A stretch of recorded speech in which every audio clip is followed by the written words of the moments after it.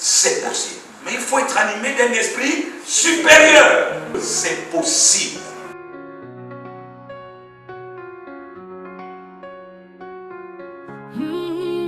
Dans les yeux des veuves, des orphelins oubliés, se cache une lueur, une flamme d'espérance. Seigneur, tu nous appelles à semer des graines d'amour et de délivrance. Dans ce monde brisé, nous tendons la main. Avec Néhémie, nous bâtissons ton chemin. Un refuge, un toit pour chacun peu perdu. Par ta grâce, Seigneur, tout devient possible. Le révérend Louis Gaspard Oubian accepte le Seigneur Jésus en 1984 et devient l'un des pères du réveil spirituel des années 1980 au Gabon. Membre fondateur du centre d'évangélisation Béthanie, il est le premier pasteur de l'église Béthanie-Franceville de 1986 à 1989. Le 29 février 1992, il devient l'époux de la servante du Seigneur, pasteur Valérie Oubian.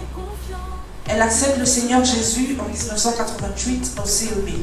Après avoir dirigé pendant 10 ans l'église mère de Béthanie, de 1995 en 2005, les révérends Valérie et Gaspard Oubian fondent en 2008 les ministères apostoliques et prophétiques Le Son de la Trompette et sont établis pasteurs principaux de l'église centrale Le Torrent. Aujourd'hui, nous tenons à vous dire que nous sommes véritablement honorés par votre présence. Je dirais même, nous sommes honorés à 3 niveaux. En effet, nous sommes honorés d'abord parce que nous vous reconnaissons comme étant le père de l'ONG Néhémie. À côté de ça, quelques temps après, bizarrement, on se rend compte aussi que vos pères, sûrement autour d'une table, ont décidé de vous choisir comme étant le président donc du CNEPI. À partir de cet instant, nous sommes donc doublement honorés parce que nous recevons ici, en plus du père de Néhémie, un président. Je ne peux pas reprendre la biographie, mais aujourd'hui, chaque personne sait qu'au niveau du Gabon, s'il faut parler d'une personne qui tient à cœur l'œuvre sociale, vous en faites partie. Donc, nous vous avons reconnu même, un peu comme une transmission génétique, on a reconnu en vous notre combat, notre mission. Et donc nous sommes à ce niveau aussi très honorés. Je crois que lorsque nous lisons la Bible, je commence avec Néhémie, parce que la pensée que j'ai, c'est la puissance du partenariat. La force seule, sans être accompagnée de la puissance du partenariat, va s'écrouler. C'est l'image de Samson, qui était fort et puissant. Mais Samson a œuvré sans partenaire. Il n'avait aucun partenaire. Si puissant, il a mené ses combats seul. Et il gagnait des combats parce qu'il était puissant, fort, Samson. Ça, c'est la puissance d'une œuvre qui n'a pas de partenaire. Ça finit par s'écrouler. On a besoin de la puissance, mais lorsqu'elle est accompagnée d'un partenariat solide, et je comprends mieux lorsque vous avez reçu le nom de votre ONG Néhémie.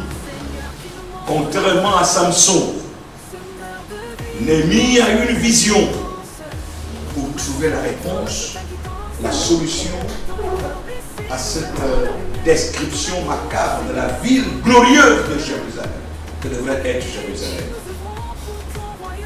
Alors Néhémie va se mettre à prier, va aller voir le roi, va avoir autour de lui des hommes et des femmes, les 12 tribus d'Israël se sont à nouveau mis ensemble pour rebâtir la muraille. Il y a eu des combats, il y a eu des oppositions, il y a eu des intimidations pour ne pas réaliser l'œuvre de reconstruction de la muraille. Mais tous les ennemis qui se sont associés ils ont rencontré en face un groupe associé, une ONG avec ses partenaires. Ils ont réussi à affronter les oppositions et à bâtir la muraille, car la muraille a été bâtie. Israël a connu le retour de la captivité vers Jérusalem, parce que les murailles de Jérusalem ont été rebâties. Oui, Néhémie, avec son groupe, ont eu pour premier ennemi ce qu'on appelle, on les appelle Tobija, Sanballat, les Arabes, qui, à la première heure, se sont engagés avec Néhémie, mais ils ont tissé des alliances avec les adversaires d'Israël. Ils ont voulu faire arrêter l'œuvre. Mais la puissance de la prière et de l'unité dans le partenariat a déjoué tous les plans de Sanballat, d'Adonijah, des Arabes, des Ammonites qui voulaient, étant à l'intérieur, empêcher à ce que l'œuvre s'accomplisse. Je termine avec ce texte de Daniel, chapitre 6, verset 3, on dit que Daniel surpassait les chefs et les satrapes parce qu'il y avait en lui un esprit supérieur et le roi pensait à l'établir sur tout le royaume. Un esprit supérieur.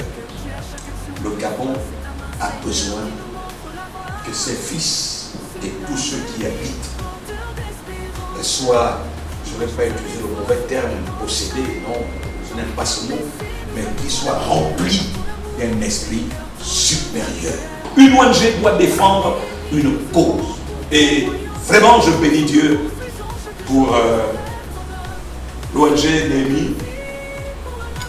La vision que vous avez, tu l'as si bien dit, Monsieur le Président, je la partage pleinement. Et vous pouvez compter sur mes conseils et ma présence. C'est pour dire que nous sommes disposés et disponibles vraiment à jouer ce rôle pour que la cause que vous défendez, il faut un esprit supérieur. Il faut au Gabon une autre mentalité. Il faut former, il faut accompagner, il faut investir. Le Gabon peut changer facilement. Et nous pouvons changer ce pays et rendre le peuple gabonais heureux. C'est possible. Je dis bien, c'est possible. Mais il faut être animé d'un esprit supérieur. Mais si on est animé d'un esprit d'intérêt personnel, alors tu vas manger, les autres, il y a un qui a dit à l'autre, est-ce que tu réalises? Hein? Dans le mouvement de l'ONG Néhémie, il y a des membres de l'association, il y a des partenaires qui accompagnent la vision Néhémie. Nous allons donc prier pour que Dieu vous donne et vous remplisse d'un esprit supérieur. En tout et pour tout. Là où un enfant de Dieu, il doit prier.